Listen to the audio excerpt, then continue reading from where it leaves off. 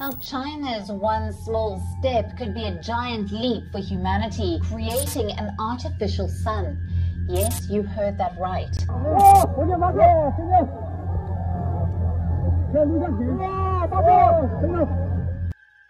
This is a giant step toward the holy grail of energy research.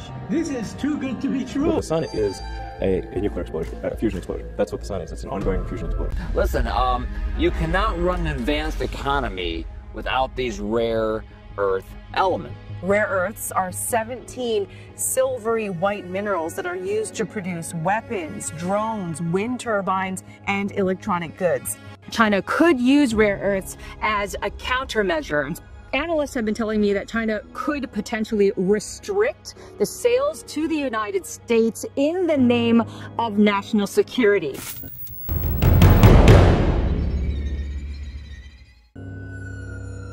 Kumalat ang mga balita na ang bansang China ay naglunsad ng isang artipisyal na araw nito sa kalawakan.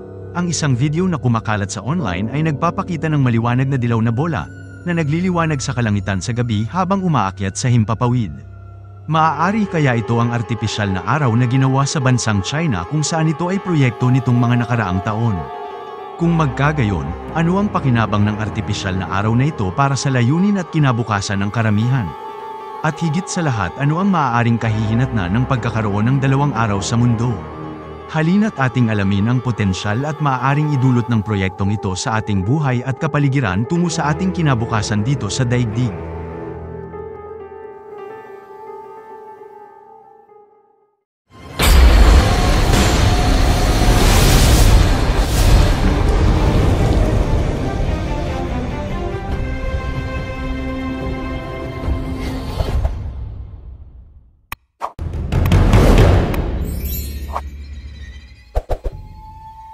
Gaano kapareho ang araw ng China sa tunay na araw sa kalawakan, at gaano karami sa mga natatanging katangian ng isang araw ang maaari nitong gayahin?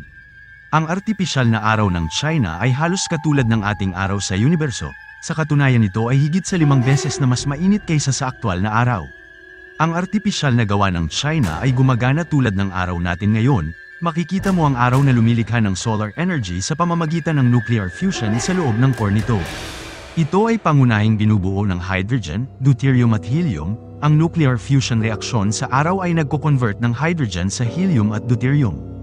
Sa madaling salita, ang mga protons ng hydrogen atoms ay nagbanggaan sa core ng araw at nagsasama upang lumikha ng deuterium at magsama muli upang lumikha naman ng helium atoms sa isang proseso na tinatawag na proton-proton chain reaction. Ang reaksyong ito ay naglalabas ng napakalaking dami ng enerhiya sa tuwing ito ay nagaganap at ito ang pinagmumula ng enerhiya ng araw.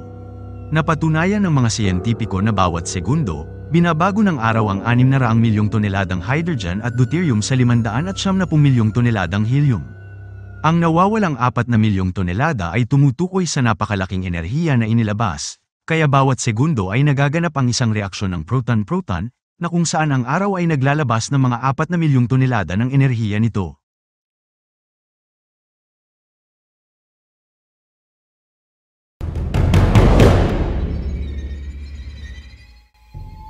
Ang araw ay ang pinakamalaking bituin sa solar system na bumubuo ito ng halos 99.8% ng kabuuan ng solar system.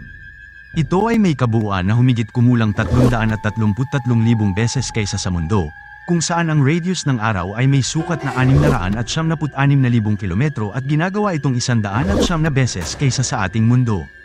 Alamin naman natin ang patungkol sa temperatura. Ang ibabaw ng araw ay may sukat na humigit kumulang 10,000 degrees Fahrenheit, ngunit ang core nito ay mas malayong mainit na may kabuuan na humigit sa 27 milyong degrees Fahrenheit. Ang presyon sa loob ng core ng araw ay tinatayang katumbas ng 250 bilyong sa palibot nito o 15.7 milyong Kelvin.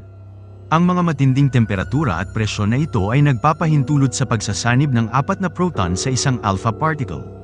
Ipinaliwanag ng mga siyentipiko na hindi lahat ng init na ito ay napupunta sa mundo. Ang ibang magandang bahagi nito ay nailalabas sa kalawakan na nalalaman ang mga detalye na ito patungkol sa araw.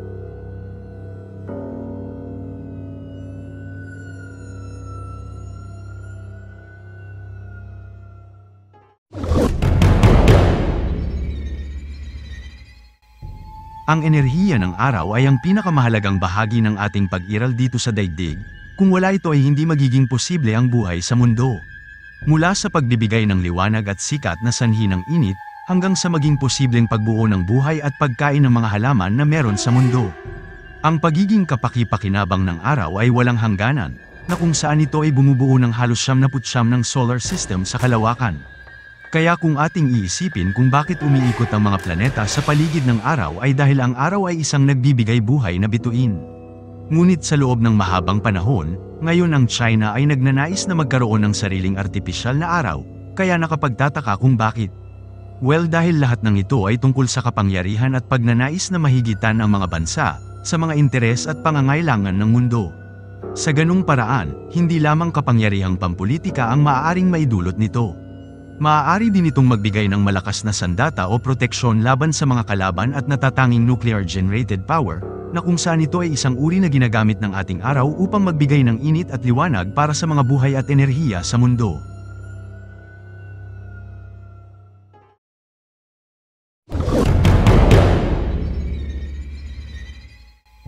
Ang China ay nagnanais na ang mga mineral, langis, gas at yamang dagat na mula sa Pilipinas ay ang pangunahing interes para sa lumalaking pangangailangan nito, para sa likas na yaman at mapanatili ang katatagan ng ekonomiya. Bilang pinakamalaking consumer ng enerhiya sa mundo, nahaharap ang bansang China sa pagtaas ng pressure na maghanap ng mga bagong pinagkukunan ng gasolina, at ang mayamang reserba sa Exclusive Economic Zone ng Pilipinas, partikular na sa West Philippine Sea, na kung saan ay nagpapakita ng mahalagang pagkakataon.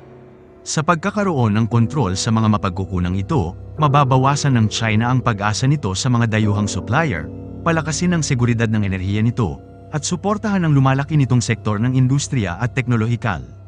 Bukod pa rito, ang Pilipinas ay mayroong malalaking deposito ng mahahalagang minerals tulad ng deuterium, nickel, copper, at cobalt, na mahalaga para sa pagmamanupaktura at paggawa ng enerhiya ng gaya ng artificial na araw, lalo na sa mga high-tech na industriya tulad ng mga dekuryenteng sasakyan at electronics.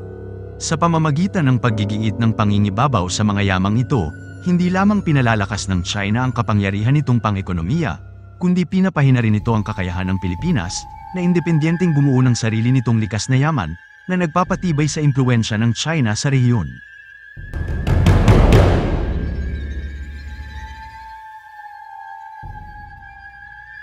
Ninanais ng China na kontrolin ang West Philippine Sea at ilang bahagi ng Pilipinas para sa mayamang reserbang minerals, estratehiko, pang-ekonomiya at pampulitika na mga kadahilanan.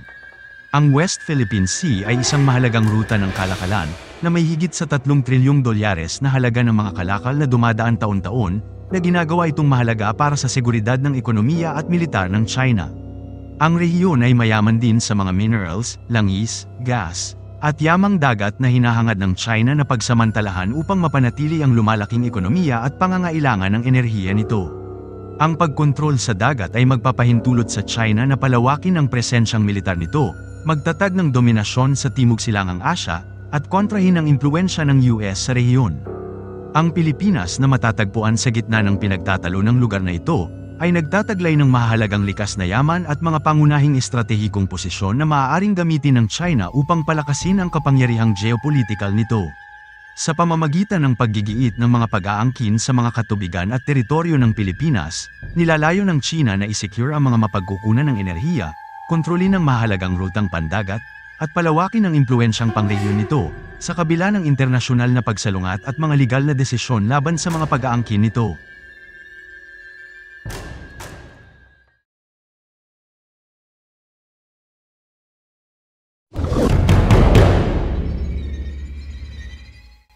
Kamakailan, ang bansang China ay nagpapakita ng mga intensyon sa mga pag-aangkin, sa mga pinag-aagawan na teritoryo at paghahangad na higitan ang mga karatig na bansa, na may malalakas na sandatahan at kapangyarihan.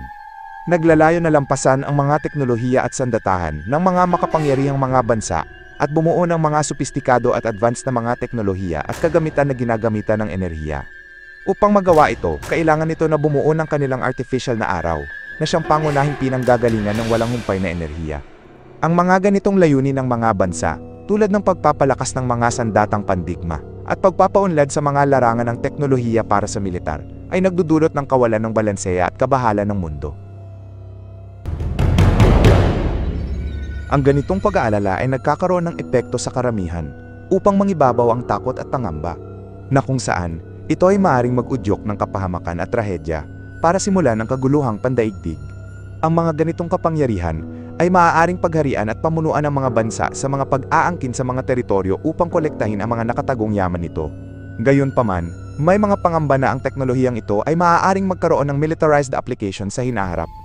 Ang nuclear fusion, na siyang pinagmumulan ng enerhiya ng artificial sun, ay isang napakalakas na mapagkukunan ng enerhiya na maaaring gamitin hindi lamang para sa malinis na kuryente kundi pati na rin sa pagpapalakas ng laser weapons, advanced propulsion systems, at iba pang teknolohiyang may potensyal na magamit sa digmaan.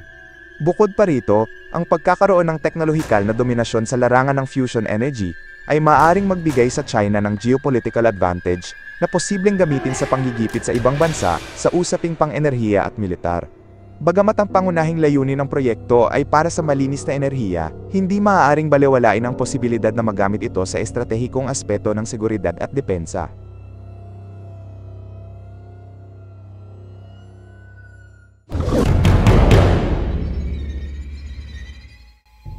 Para sa hinaharap, maari nakakailanganin natin ang mga ganitong proyekto dahil sa lumalaking pangangailangan sa enerhiya. Ngunit sa kabila nito, may pangangamba pa rin na maaring magdulot ito ng ibang epekto sa sangkatauhan at maaring magbigay ng pagkasira ng mga yamang dagat at kalupaan dahil sa pagmimina ng mga fossil fuels at mga kailangang minerals nito upang mapatakbo ang proyektong ito.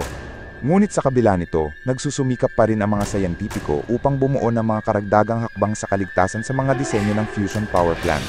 At tinitiyak ng mga hakbang na ito ang kaligtasan na kahit na mangyari ang isang malaking paglabag sa isang tokamak fusion, lilikha lamang ito ng maliliit na problema sa radioactivity sa labas ng planta. Ang mga imbensyon na tulad nito sa ibang bansa ay naging pangarap ng pagsasaliksik ng pagsasanib sa loob ng halos isang dekada. Ngayon ay halos malapit nang maabot nito ang ITA fusion reactor sa darating na taong 2025, na kapag nangyari ito ay maghahatid ito sa atin sa isang bagong panahon, isang panahon ng paggamit ng star power sa mundo.